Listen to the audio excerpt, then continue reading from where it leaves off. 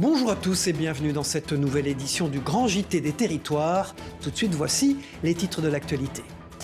On démarre avec la découverte d'un métier devenu essentiel pour nos sociétés, celui d'auxiliaire de vie. Avec le vieillissement de la population, les besoins de recrutement sont importants. La rédaction de 8 Mont-Blanc a suivi le travail d'une professionnelle lors de ses visites. Un reportage à suivre dès le début de ce journal. Le retour des patients dans les établissements de cure thermale. Après 2 ans de pandémie, les structures retrouvent un public avide d'activités et de soins, comme nous le montrera la rédaction de Vosges Télévisions dans un instant.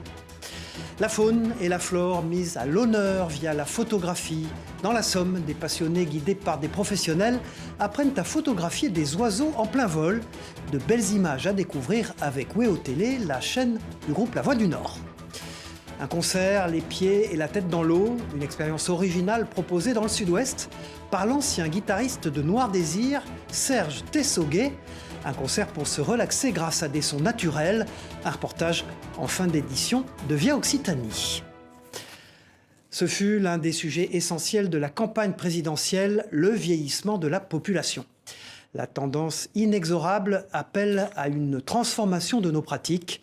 Parmi les métiers d'avenir qui aideront à répondre à la question du grand âge, celui des auxiliaires de vie. Ces femmes et ces hommes dédient leur vie à nos aînés et les accompagnent dans leur quotidien.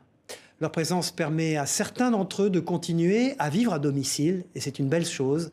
Victoria Lopez a passé une matinée aux côtés d'une de ces professionnelles dans le bassin d'Annecy. Un reportage de 8 Mont-Blanc. Donc vous arrêtez là aux légumes ? Chaque jeudi, Élodie accompagne Madame Rigaud au marché. La jeune femme est auxiliaire de vie depuis près de 13 ans.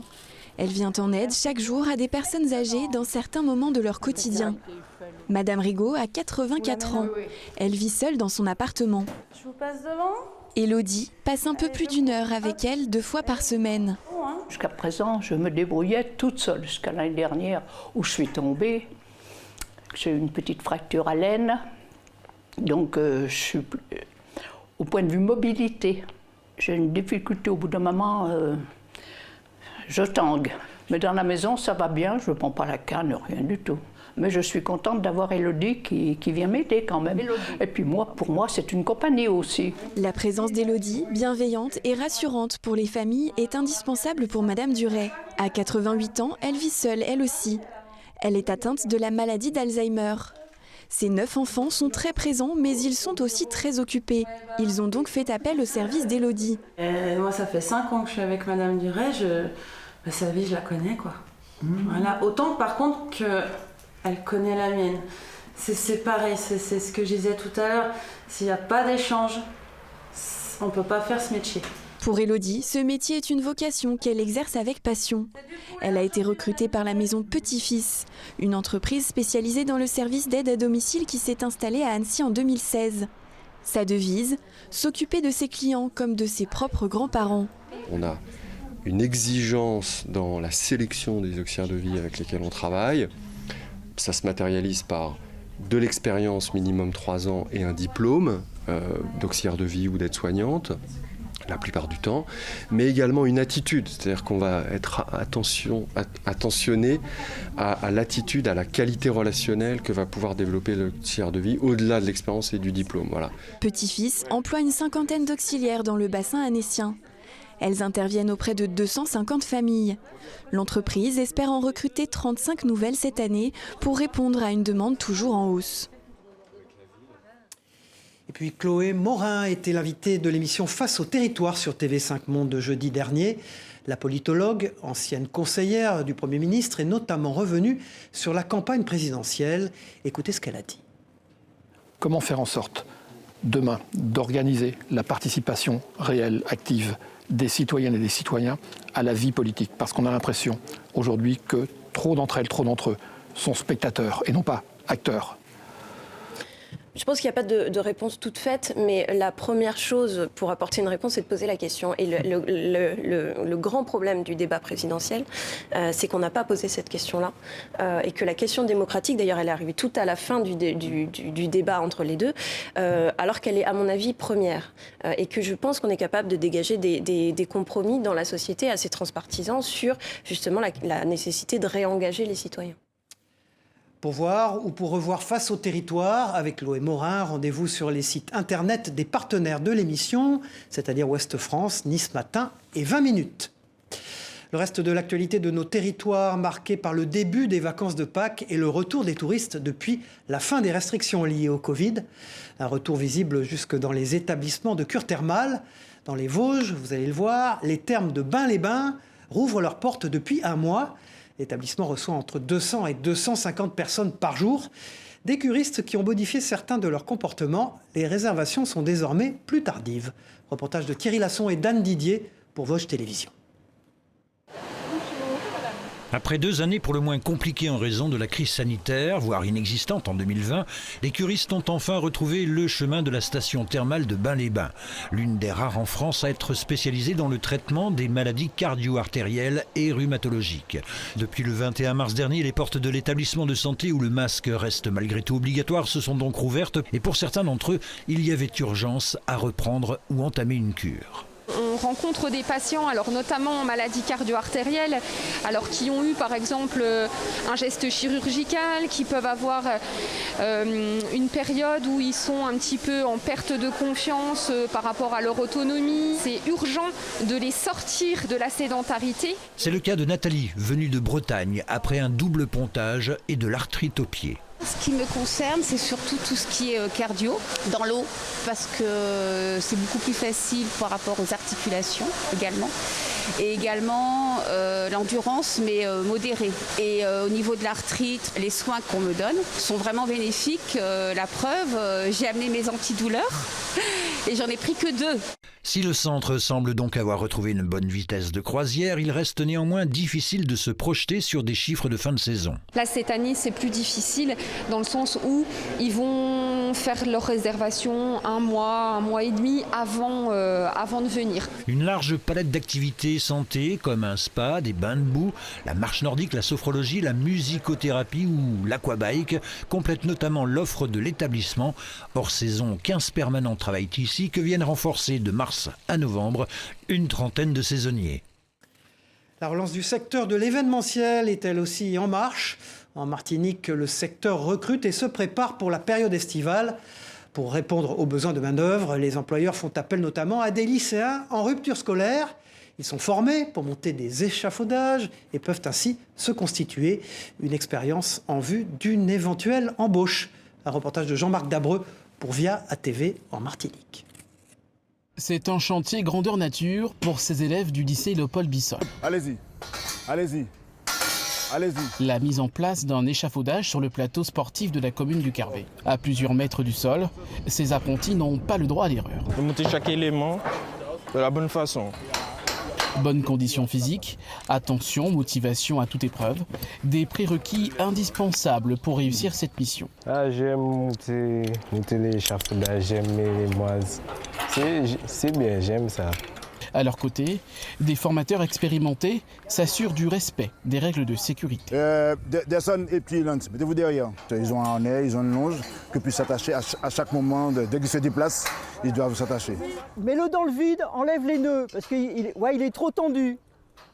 Non, là derrière, ta main droite, non, peu importe. Transmettre son savoir-faire pour assurer la relève, c'est aussi l'objectif de Clara, régisseuse dans le domaine du spectacle. En plus, là, on est tombé sur des jeunes qui veulent vraiment travailler. Et c'est bien pour nous parce que c'est un métier qui a pris de l'âge. C'est un métier où les gens ont quitté un petit peu le métier du fait du confinement et du manque de travail. Donc du coup, c'est bien de voir qu'il y a des gens qui vont arriver juste derrière nous. Élèves et professeurs ont encore une dizaine de jours pour monter cette scène qui devrait accueillir un festival de hip-hop d'ici le 24 avril prochain. Des échafaudages, elle en est recouverte. Tout juste 3 ans après son incendie, la cathédrale Notre-Dame de Paris est en pleine restauration. Le chantier inédit et gigantesque nécessite l'intervention d'artisans et d'ouvriers de toute la France. Parmi eux, une scierie de la Loire. L'entreprise locale a notamment produit 5000 cales pour le chantier. Une fierté bien sûr pour son gérant et une opportunité pour son activité. Un sujet d'Anthony Virpelon pour TL7, la télévision de la Loire. Ce que j'ai dans les mains, c'est les coins que qu'on a fournis pour la cathédrale de Paris. Et puis ces coins, ils sont faits pour mettre entre les voûtes et l'arc-boutant à la mêlée-collée qu'ils avaient mis pour renforcer et pour coincer en fait. Coincer les pierres. Ce sont de simples morceaux de bois d'une 60aine de centimètres et pourtant ils étaient essentiels à la sécurisation du chantier de Notre-Dame de Paris. Gilles Durand a été contacté par mail l'an dernier par un tailleur de pierre qui s'active sur le chantier et une fois la surprise passée, il a reçu une commande de 5000 coins comme celui-ci, une fierté mêlée à beaucoup d'humilité. On n'est pas orgueilleux, on est fiers de notre travail. Et puis surtout après, moi comme je suis pratiquant à la sortie de l'église, il y en a combien qui sont venus me voir qui me dit c'est bien ce que tu as fait, J'ai dit, pour les coins, mais j'ai dit je les ai vendus les coins. Mais ils m'ont dit c'est bien quand même. Est-ce que ce ne serait pas l'Esprit Saint, parce que c'est pour la cathédrale? S'il était là lui aussi, mais il l'est, mais on ne sait pas où, mais des fois ça a des pouvoirs insoupçonnés. Et une semaine entière de labeur a été nécessaire pour honorer la commande, un travail qui lui a même apporté d'autres projets. C'était un chantier de rénovation en fait, la cathédrale de Paris, un chantier majestueux. Et dans un même temps, on travaille aussi pour une entreprise qui fait des rails de chemin de fer pour le TGV. Et on a 100 000 cols à faire sur l'année, des cols aussi spécifiques pour caler des rails, pas des rails de chemin de fer, des traverses. C'est dans la modernité parce que le bois a sa place. Quand on en réfléchit, le bois a sa place partout. Et forcément, Gilles Durand s'est fixé un objectif, se rendre à Paris une fois le chantier terminé. C'était le père du village qui m'a demandé, il m'a dit tiens, on pourrait aller voir ce chantier de la cathédrale. Et puis en même temps, je lui ai dit oui, moi comme je travaillais, j'offrirai le quart, ça fera pour tout le monde, je payerai le voyage. Et vous, père, vous vous occuperez de nous accueillir vu qu'il avait été sur Paris. Et on pourrait aller coucher chez les sœurs et on ferait un quart de la paroisse. Et notez que Gilles Durand a un carnet de commandes étoffé avec ses fameux coins en bois, notamment l'armée et les pompiers de Paris, qui se fournissent donc depuis cette scierie, nichée en plein cœur du Forêt.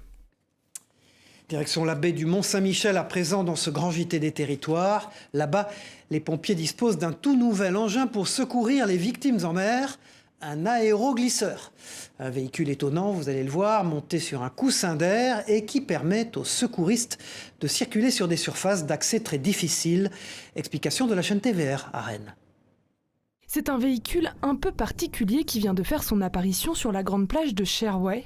Son nom, l'aéroglisseur. C'est donc un moyen amphibie qui va nous permettre de circuler à la fois sur le sable, la vase et l'eau, et donc qui est parfaitement adapté à la baie du Mont-Saint-Michel. Adapté car cette machine innovante ne peut pas s'enliser. Très utilisée dans les pays scandinaves, elle fonctionne grâce à 2 moteurs. On a un premier moteur qui nous permet de sustenter la machine, donc de la lever, et qui nous permet de créer un coussin d'air. Un coussin d'air sur lequel on va évoluer en fait. Et le deuxième moteur qui est derrière, qui lui va nous permettre de faire tourner l'hélice qui est là derrière moi et qui va propulser l'engin vers l'avant. Avec une vitesse de 15 à 20 nœuds, le véhicule permet de couvrir près de 100 km². Un gain de temps considérable pour les pompiers dans cette zone naturelle difficilement accessible. Dans la baie du Mont-Saint-Michel, on a de la vase et que la vase, on a des difficultés pour évoluer avec des véhicules à roues. On peut utiliser que des chemins. Il y a une dizaine de chemins dans la baie du Mont-Saint-Michel. Le reste du trajet pour rejoindre une victime se fait à pied uniquement. Et donc le secours se fait beaucoup avec l'hélicoptère. L'aéroglisseur est un matériel de secours supplémentaire pour les pompiers. Basé à Dol de Bretagne, il sera utilisé dès cet été. Coût à l'achat, 70 000 €. Des pompiers aux militaires, vous allez le voir, à Limoges, des collégiens ont participé dans le cadre de leur scolarité à une rencontre avec des membres de la Défense nationale. L'occasion pour eux de se familiariser avec les enjeux de la citoyenneté et de la défense. Et ce, grâce à un jeu de plateau. Réaction recueillie par Benjamin Delmas de 7 à Limoges sur place. Par tour de jeu de plateau, finalement, ils vont avoir des décisions à prendre pour savoir quelles actions vont être les plus efficaces ou pertinentes pour pouvoir éradiquer les menaces auxquelles ils seront confrontés. On a le rôle diplomatie qui représente un peu le président. On a le rôle projection qui nous sert à déplacer des troupes. Les élèves de cette classe sont des élèves volontaires qui ont choisi de suivre cette option, mais qui n'ont pas forcément l'envie d'en faire un métier, ou du moins pas encore. Zoom à présent sur une belle histoire dans ce journal, celle de Georges Mrad. Georges Mrad, c'est un étudiant libanais de 23 ans qui a décidé de consacrer sa vie à aider les autres après l'explosion survenue à Beyrouth le 4 août 2020 au Liban. L'événement tragique a poussé le jeune homme à s'investir. Fondateur du marathon du volontariat, il s'est rendu en Corse afin d'organiser 42 missions d'intérêt général pendant 42 jours, et ce, dans 42 associations. L'équipe de Via Télé Paese l'a rencontré lors d'une collecte de denrées pour les réfugiés ukrainiens à l'île Rousse. Écoutez son témoignage récolté par Dylan Rollo et Gabriel Page. On accueille les jeunes qui aimeront donner quelque chose pour ces familles. On les accueille avec un grand sourire, on les remercie et tout simplement on fait cette activité aujourd'hui avec un grand plaisir. Bon, mon parcours a commencé après l'explosion de Beyrouth, lorsque j'ai décidé de quitter la maison, quitter la famille et partir au chantier de reconstruction pour donner pour mon pays, pour essayer d'aider le peuple qui était blessé après l'explosion. J'ai fait du bénévolat, j'étais chef d'équipe pour 8 mois consécutifs. Le bénévolat m'a changé la vie, j'ai grandi beaucoup, j'ai expérimenté beaucoup. C'est là où j'ai pensé à faire un marathon de volontariat. On fera le tour de la Corse sur les associations pour donner un coup de main. Voilà une bien belle action menée par cet étudiant libanais en Corse. Bravo encore à lui. Dans les Yvelines, des bénévoles et des collectivités s'engagent aussi pour la bonne cause, la protection et la défense des chats errants. En France, on estime à 11 millions leur nombre. Pour les aider, la ville de Chanteloup-les-Vignes et 2 associations viennent d'installer un chat-tipi, une sorte de cabane. Celle-ci leur permet de s'abriter, vous allez le voir. Un reportage de Céline Charles pour TV78, la chaîne des Yvelines. Le gîte et les couverts seront maintenant offerts aux chats de Chanteloup-les-Vignes. À quelques pas du chapiteau de la Compagnie des Contraires, un petit bâtiment aux allures de cabane de jardin trône depuis quelques semaines. À l'intérieur, un foyer pour chats errants. Ils sont nourris à l'extérieur, déjà dans un premier temps, que l'on voit ici, avec un système de récupération d'eau de pluie.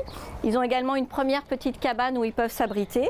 Et puis ensuite, ils peuvent utiliser ce lieu avec l'intermédiaire de 2 trappes qui sont posées latéralement sur le chat-tipi. Ça les abrite pendant l'hiver, quand il fait froid, quand il y a de la pluie ou quand il y a trop de vent.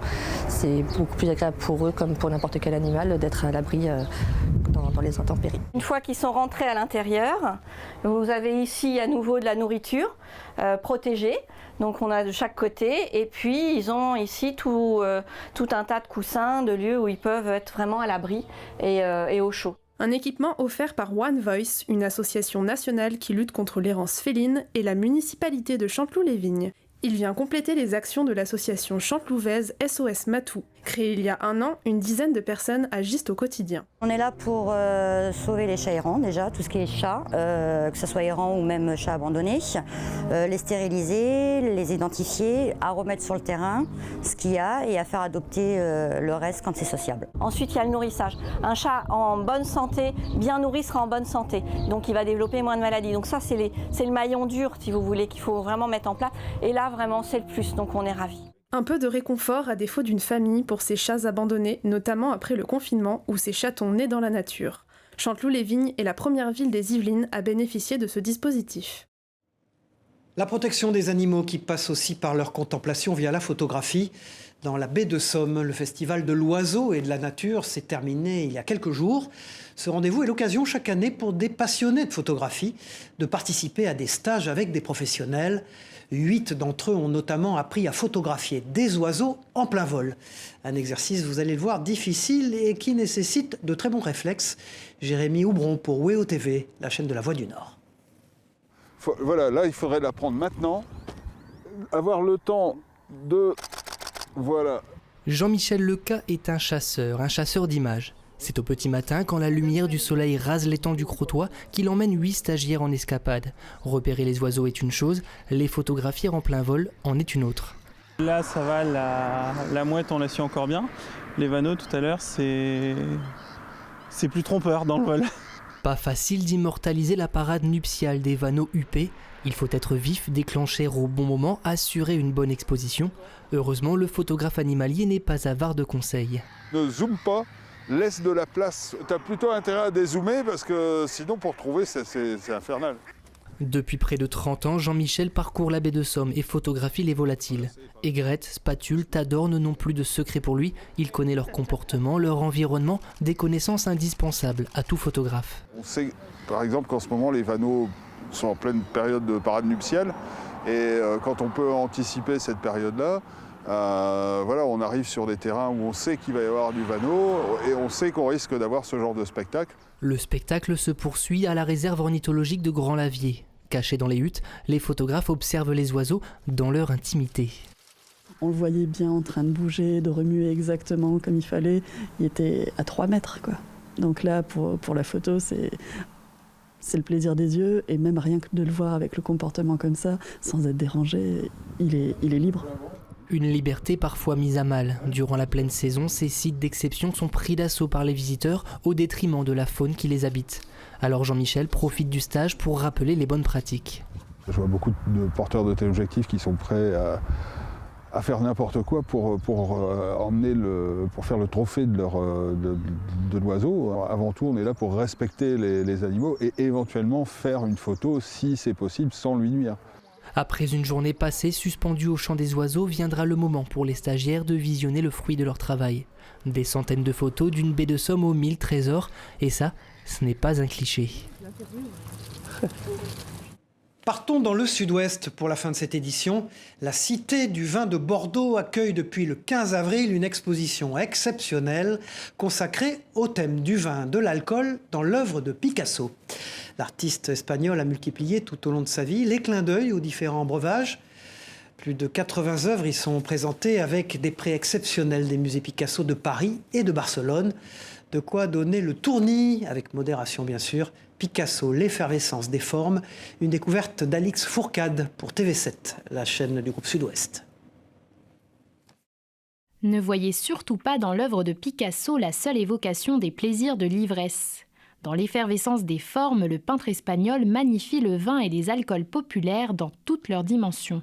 Le vin, c'est un plaisir de la vie, mais c'est aussi un symbole de la vie, des forces de la vie. Et Picasso a toujours voulu intensifier cet aspect-là de l'existence dans son œuvre, à travers finalement toutes les révolutions formelles qu'il a su susciter, créer. Et donc, pour nous, il y avait là une conjonction entre la fonction du lieu, rappeler ce qu'a été le vin, les civilisations du vin, hein, nous en sommes les héritiers, et puis l'art de Picasso. C'est aussi une culture qui rejoint son catholicisme, c'est une culture qui rejoint l'héritage des Grecs, le thème des bacchanales, le thème des dieux et du vin des dieux.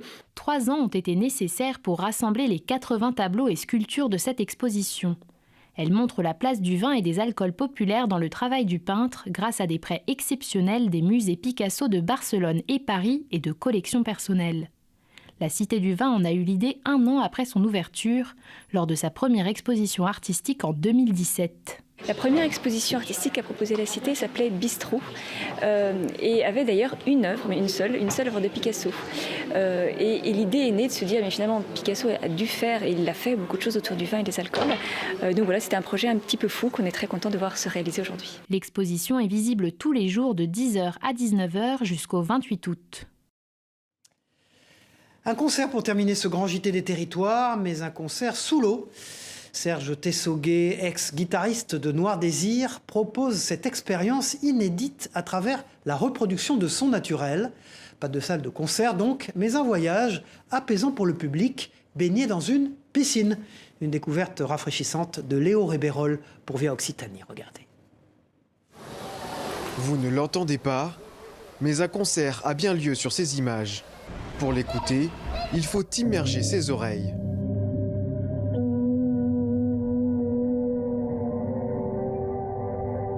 Des sons venus d'ailleurs que parvient à reproduire le guitariste Serge Tessoguet transportent alors les baigneurs.